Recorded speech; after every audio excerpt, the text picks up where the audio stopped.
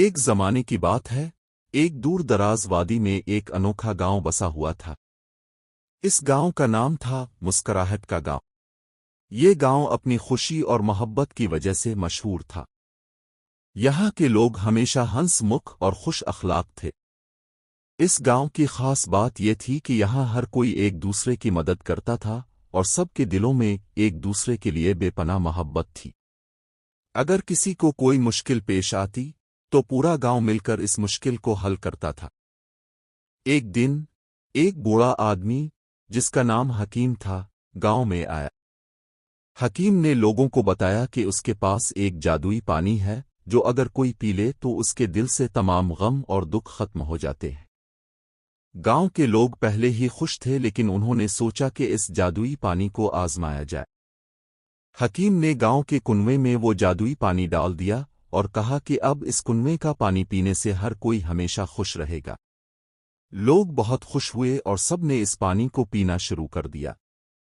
ایک دن ایک بوڑھا آدمی جس کا نام حکیم تھا گاؤں میں آیا۔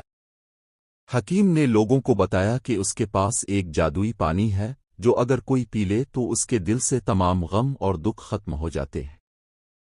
گاؤں کے لوگ پہلے ہی خوش تھے لیکن انہوں نے سوچا کہ اس جادوئی پانی کو آزمایا جائے۔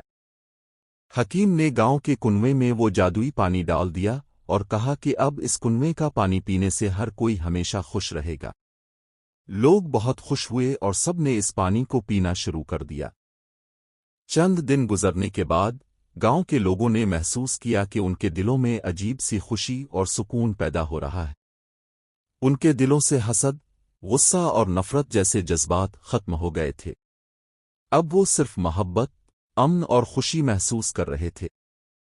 گاؤں کے بچوں نے بھی اس تبدیلی کو محسوس کیا اور وہ مزید ملنسار اور خوش مزاج ہو گئے۔ کھیلنے کودنے میں بھی وہ ایک دوسرے کی مدد کرنے لگے اور سب کے چہرے پر مسکراہٹ بکھری رہتی تھی۔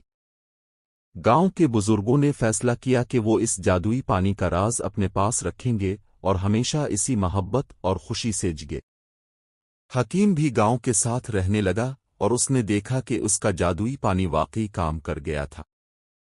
وقت گزرتا گیا اور مسکراہٹ کا گاؤں اپنے خوشی کے ماحول کی وجہ سے دور دور تک مشہور ہو گیا۔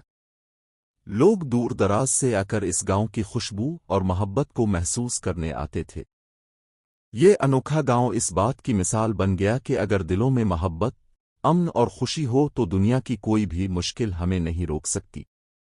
یہ کہانی ہمیں سکھاتی ہے کہ محبت اور خوشی کے بیج بوئیں تاکہ ہماری زندگی بھی اسی طرح خوشگوار ہو سکے جیسے اس انوکھے گاؤں کی تھی۔